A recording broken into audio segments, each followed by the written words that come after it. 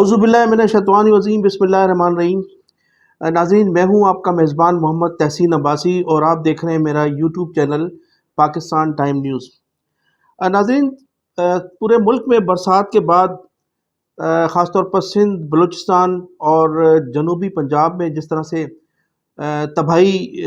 آئی ہے اور جس طرح سے تقریباً بتایا جاتا ہے کہ 3.5 کروڑ لوگ اس سیلاب سے اور اس بارشوں سے متاثر ہوئے ہیں، تو اس وقت جو صورتحال ہے وہ یہ ہے کہ ان 3.5 کروڑ لوگوں کے پاس نہ تو کھانے کے لیے خوراک ہے اور نہ ہی رہنے کے لیے خیمے ہیں۔ تمام گاؤں جو ہیں گاؤں کے گاؤں تباہ ہو گئے ہیں، شہر کے شہر تباہ ہو گئے ہیں۔ بعض جگہوں پہ تو ایسا محسوس ہوتا ہے کہ شاید کوئی بستی موجود ہی نہیں تھی۔ تو ایسی صورتحال میں کہ جب ہمارے ملک کی یہ صورتحال ہے تو ہمارے حکمران جس طرح سے بیرونی دورے کر رہے ہیں، اور خاص طور پر میں اب ذکر کروں گا، میں نے پچھلے ولاگ میں بھی آپ سے ذکر کیا کہ جناب پرویز اشرف صاحب جو ہمارے اسپیکر قومی اسمبلی ہیں، ایک 24 رکنی وفد کے ساتھ کینیڈا گئے ہوئے ہیں اور انہیں کسی کانفرنس میں شرکت کرنا تھی، لیکن بتایا جاتا ہے کہ ان 24 رکنی وفد میں چند ایک لوگوں نے تو شرکت ضرور کی، لیکن بقیہ لوگ جو تھے وہ دنیا کی جو خوبصورت ترین جھیل ہے اس کی تفریح کر رہے تھے اور وہاں وہ انجوائے کرتے ہوئے دیکھے گئے۔ سوشل میڈیا پر بھی دیکھ سکتے ہیں اور میں سوشل میڈیا کی یہ تصاویر آپ کو بھیج رہا ہوں، آپ ملاحظہ فرمائیے گا۔ ایک تو صورتحال یہ، دوسری جانب ہماری طرف ہمارے حکمرانوں کی جانب سے جو پوری دنیا میں امداد کی اپیل کی جا رہی ہے، اس سلسلے میں بھی ابھی تک چین کے سوا نہ تو کسی این جی اوز نے اس سلسلے میں کوئی ہاتھ بڑھایا ہے، نہ کسی ملک نے، نہ کسی اسلامی کنٹری نے اس سلسلے میں ہم سے امداد دینے کی کوئی وعدے وعید کیے ہیں۔ اچھا، اس کی بنیادی وجہ یہ ہے کہ ایک طرف تو ہمارا غریب ملک ہے اور ہم اس صورتحال سے دوچار ہیں، تو دوسری جانب جب ہمارے حکمرانوں کی عیاشیاں دیکھتے ہیں وہ لوگ جن سے ہم اپیل کر رہے ہیں، تو وہ اس امداد کو مانگنے کو مذاق سمجھتے ہیں، یا پھر وہ یہ سمجھتے ہیں کہ جب ان لوگوں کو اپنی قوم کی پرواہ نہیں تو ہم کیوں ان کی امداد کریں۔ تو میں ایک رپورٹ میرے پاس تھی جو سپٹمبر 2010 میں اینجلینا جو ہماری ایک اقوام متحدہ کی اس وقت سفیر تھیں، تو وہ اس وقت جب سندھ میں سیلاب تھا تو ایک بہت بڑا سفیر بن کر آئی تھی اقوام متحدہ کی، اور بہت سی امداد لے کر پاکستان آئی تھی، خاص طور پر سندھ میں تقسیم کی اور وہاں صورتحال دیکھی تو بڑی افسردہ تھی۔ لیکن جب انہیں اسلام آباد لے جایا گیا اور اسلام آباد کے محل نما وزیر اعظم ہاؤس میں ان کو ٹھہرایا گیا، اور پھر انہوں نے وزیر اعظم ہاؤس کی تمام وہ عیاشیاں بھی دیکھیں، اور اس کے علاوہ انہوں نے جب ان کی وزیر اعظم صاحب کی فیملی جو تھی ان سے ملاقات کی، اور خاص طور پر جب انہیں یہ بتایا گیا کہ وزیر اعظم یوسف رضا گیلانی کی جو فیملیز ہیں وہ خاص طور پر خصوصی طیارے کے ذریعے آپ سے ملنے کے لیے تشریف لائی ہیں، تو وہ بڑی حیران ہوئیں، اور انہیں بڑی اس وقت حیرانگی کا سامنا کرنا پڑا کہ جب ایک صرف اینجلینا سے ملنے کے لیے خصوصی طیارہ ملتان ان کو لینے کے لیے گیا، اور وہاں سے وہ تشریف لائیں اور ان سے ان کی ملاقات ہوئی، اور پھر جس قسم کی دعوت کا اہتمام کیا گیا اس کے لیے، تو وہ اس غریب ملک میں کی جو ہے صورتحال دیکھ رہی تھی ایک طرف، اور دوسری طرف وہ ہمارے حکمرانوں کی عیاشی دیکھ رہی تھی۔ تو انہوں نے ایک رپورٹ تیار کی تھی، اور اس رپورٹ کے مطابق جو پوری دنیا میں شائع ہوئی اور تمام ممالک کو وہ رپورٹ بھیجی گئی، تو اس کے بعد بعض ملکوں نے تو بڑی حیرت کا اظہار کیا، اور اب جب امداد کی بات کی جا رہی ہے تو وہ تمام ممالک اس رپورٹ کو سامنے رکھتے ہوئے ہمارے امداد کرنے کے لیے اس وقت کوئی بھی تیار نہیں۔ ناظرین، سیلاب کے بعد جو سندھ کی صورتحال ہے وہ آپ کے سب کے سامنے ہے، اور آپ ٹی وی چینلز پر اور مختلف سوشل میڈیا کے ذریعے بھی آپ کو آگاہی مل رہی ہوگی۔ لیکن اس سیلاب کے بعد جو برسات اور سیلاب کی جو صورتحال ہے اس کے بعد ایک نئی صورتحال سامنے پیدا ہوئی ہے، اور وہ یہ ہے کہ کراچی میں اسکیم 33، سرجانی ٹاؤن اور اس طرح سے مختلف آبادیوں میں سیلاب زدگان کے نام پر قبضے شروع ہو گئے ہیں۔ اب بتایا یہ جاتا ہے، عینی شاہدین کے مطابق یہ بتایا جا رہا ہے کہ جو قبضہ گروپ ہے، قبضہ گروپ جو ہے ان میں قادر پٹیل جو وفاقی وزیر صحت ہیں ان کے لوگ ہیں، اور قادر مندو خیل جو رکن قومی اسمبلی ہے پاکستان پیپلز پارٹی کے، ان کے کچھ لوگ ہیں، اور ایک آغا رفیع اللہ ہے رکن قومی اسمبلی، ان کے لوگ بھی بتائے جاتے ہیں کہ ان لوگوں نے قبضے کرنا شروع کر دیے ہیں، اور بتایا جاتا ہے کہ یہ جو لوگ جن لوگوں کو وہاں لا کر بٹھایا جا رہا ہے یا جن لوگوں کو آباد کیا جا رہا ہے وہ لوگ متاثرین ہیں۔ اگرچہ سندھ کے متاثرین تو ابھی تک وہاں سے نکلے ہی نہیں ہیں، جو اصل متاثرین ہیں، جن لوگوں کو وہاں سے ابھی پہنچنا تھا یا جن لوگوں کو کراچی آنا ہے، وہ تو ابھی تک ان کے راستے بند ہیں، ٹرین کے راستے بھی بند ہیں، اور نیشنل ہائی وے، سپر ہائی وے، تمام وہ ہائی ویز بند ہیں جہاں سے لوگ سفر کرتے ہیں۔ ابھی تک کوئی وہاں سے نہیں آیا ہے، لیکن یہ جو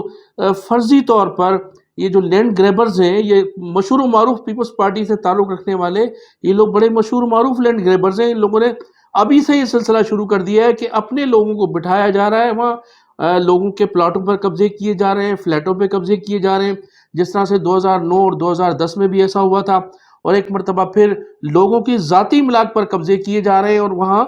ایک باقاعدہ لینڈ گریبر جو ہیں وہ اپنی پوری طرح سے اپنا وہ کام کر رہے ہیں جو ہمیشہ وہ کرتے رہے ہیں۔ اگرچہ کراچی جو ہے وہ سندھ کا حصہ ہے، جو سندھ کے لوگ ہیں وہ بالکل آ کر آباد ہوں،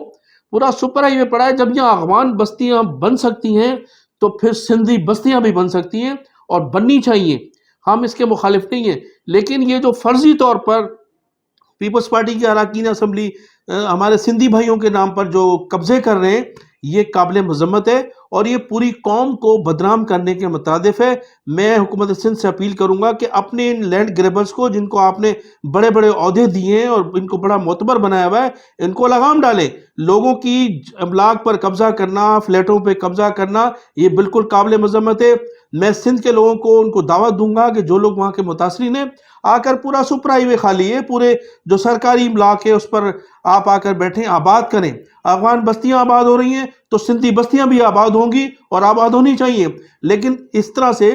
کسی کی ذاتی املاک پر قبضہ کرنا اور اس طرح سے لینڈ گریبنگ کرنا، اراکین قومی اسمبلی اور جس طرح سے صوبائی اسمبلی اس سلسلے میں اپنا کردار ادا کر رہے ہیں، ہم ان کی مذمت کرتے ہیں، اور ایسا بالکل نہیں ہونا چاہیے۔ اگر ایسا ہوا تو پھر تصادم کی صورتحال بھی پیدا ہو سکتی ہے، لوگوں کی ذاتی املاک پر قبضہ کرنا یہ اچھا۔ ناظرین، ایک طرف تو سیلاب کی صورتحال بھی میں نے تفصیلی آپ کو بتائی، دوسرا جو لینڈ گریبنگ ہو رہی ہے سیلاب زدگان کے نام پر، اس کی بھی تفصیلات سے آپ کو آگاہ کیا۔ اب جو کراچی کے شہریوں کے ساتھ جو سب سے بڑی زیادتی ہو رہی ہے وہ یہ ہے کہ کراچی کا جو پانی ہے وہ بڑے پیمانے پہ چوری ہو رہا ہے۔ اس سلسلے میں تحریک انصاف کے کچھ لوگوں نے متحدہ قومی موومنٹ کے جو ایم پی اے ہیں ان کے آفس پر پانی نہ ہونے کی وجہ سے وہاں وہ گئے، اور وہاں انہوں نے وہاں کچھ تلخ کلامی بھی ہوئی، اور بتایا جاتا ہے کہ وہاں کافی ہاتھا پائی ہوئی، کافی تصادم بھی ہوا۔ تو اصل صورتحال یہ ہے کہ وہ جو ہمارے رکن سندھ اسمبلی ہیں، متحدہ قومی موومنٹ بہادر آباد کے، انہوں نے سرکاری لائن سے کچھ انلیگل کنیکشن کیے ہوئے ہیں، اور ان کنیکشنز کے ذریعے وہ فیکٹریز کو پانی سپلائی دے رہے ہیں، جس میں ان کو 25 سے 30 لاکھ روپے ماہانہ پیسے ملتے ہیں، اور وہاں ان کا وہ بہت بڑا روزگار ہے، جس کی وجہ سے یہ کنیکشن انہوں نے کیا ہوا ہے، اور ایم پی ہونے کا پورا فائدہ بھی اٹھا رہے ہیں۔ تو یہ تصادم اصل جو تھا وہ پانی نہ ملنے کی وجہ سے تھا، وہاں کے لوگوں نے پانی نہ ملنے کی وجہ سے اس آفس میں گئے تھے، پانی کی ڈیمانڈ کی تھی۔ تو یہ پانی صرف لانڈی کورنگی میں ہی نہیں بک رہا ہے، بلکہ میرے پاس پوری تفصیلات ہیں، اور اس میں پاکستان کی تمام جو سیاسی جماعتیں ہیں وہ ملوث ہیں، اس میں مسلم لیگ ق بھی ملوث ہے، پاکستان پیپلز پارٹی بھی ملوث ہے، ایم کیو ایم بھی ملوث ہے، تو بہت سے لوگ، بہت سے معتبر لوگ بھی اس میں ملوث ہیں، جن کی تفصیلات میں انشاءاللہ تعالیٰ آپ کو سیکنڈ ویڈیو میں آپ کو بتاؤں گا کون کون لوگ ہیں، کن کن لوگوں نے سیاسی جماعتوں کے جو ہے شیلٹر لیا ہوا ہے، کون کون لوگ کس قسم کے عہدے لے کر بیٹھے ہیں، بڑے بڑے آفیسز دیے ہوئے پانی چوروں نے، اور بڑے بڑے محل بنائے ہوئے، اور ان پہ پانی کے کنیکشن ہیں۔ پھر میں آپ کو یہ بھی بتاؤں گا کہ ایک مدرسے کے جو ہے مدرسے کے اندر بھی ایک بہت بڑا پانی مافیا ہے، جو مختلف فیکٹریز میں جو ہے پانی سپلائی دے رہے ہیں۔ تو اس حوالے سے پھر میں آپ دوبارہ آتا ہوں، جو ہمارے یہاں کراچی میں جو امدادی کیمپ لگائے جا رہے ہیں سیلاب متاثرین کے لیے، ایک طرف تو جے ڈی سی نے ایک بہت بڑا کیمپ لگایا ہے، اور وہاں سے باقاعدہ خیرپور خوراک منتقل کی جا رہی ہے، پھر خیرپور میں اس کو جو ہے وہ تیار کر کے سیلاب زدگان تک پہنچایا جا رہا ہے۔ تو دوسری جانب ہمارے یہاں ڈپٹی کمشنر جو ہیں مختلف انہوں نے